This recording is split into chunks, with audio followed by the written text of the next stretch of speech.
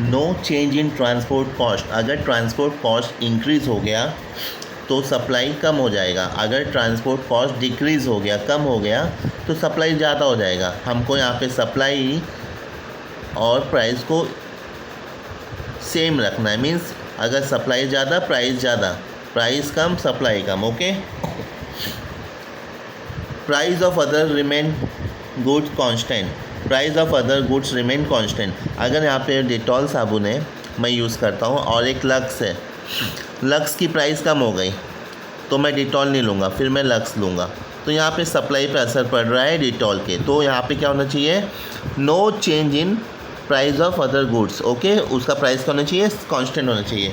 Price of the goods are assume to remain constant, constant यानी same होना चाहिए।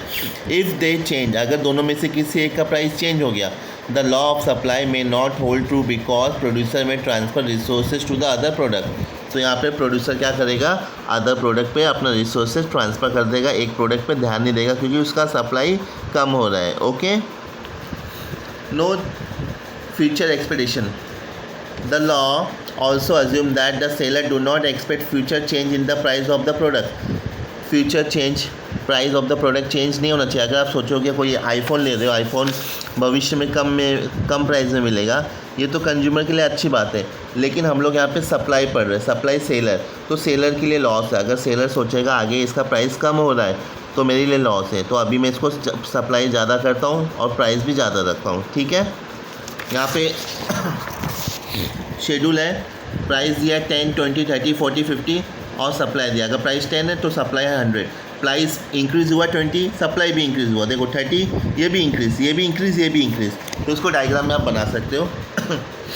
Y axis, X axis, Y axis में price ले लो, एक्स एक्सेस में सप्लाई करो, 10, 100, 20, 30, 300, 40, 400, 50, 500। ओके, ये हो गया हमारा अजम्पशन। अब हम पढ़ेंगे exemption to the law of supply.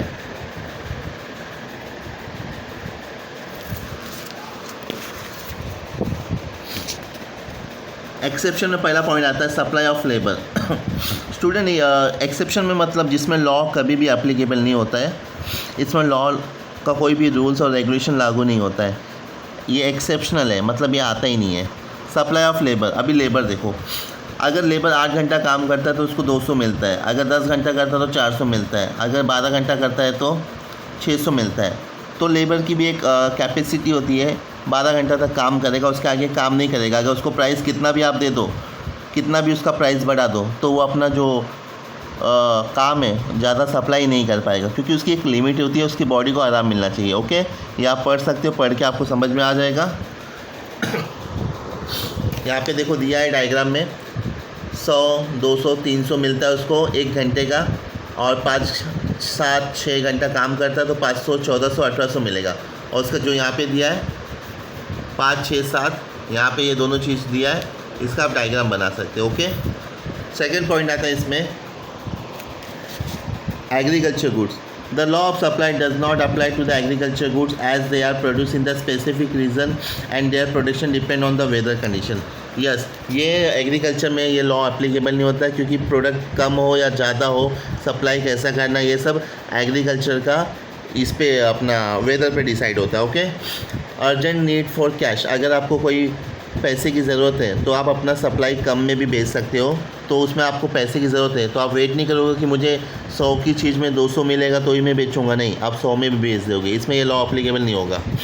Perishable goods, perishable goods वो गुड्स होता है जो जल्दी ख़राब होता है, तो बहुत सारे सप्लायर क्या करते हैं, पेरिशेबल गुड्स सस्ते में बेच देते हैं, नहीं तो रखेंगे, सोचेंगे ज़्यादा प्राइस मिलेगा तो ख़राब हो जाएगा, इसमें लॉ एप्लीकेबल नहीं होता है। अब आता है रेयर गुड, रेयर गुड भी सेम होता है। रेयर गुड्स में क्या आते हैं, the supply of the rare good can not be increase or decrease according to its demand.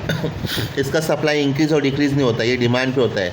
Rare goods में क्या आता है, कॉइन हो गया, पेंटिंग हो गया, स्टोन हो गया, तो बहुत सारे लोगों को जमा करने का शौक़ रहता है, अमीर लोगों को, तो इसमें ये सब में पॉइंट एप्लीकेबल नहीं होता है लॉ ऑफ सप्लाई। अगर कुछ डाउट है पॉइंट का तो आप मुझे व्हाट्सएप ग्रुप में पूछ सकते हो। ये था एक्सेप्शन का पॉइंट।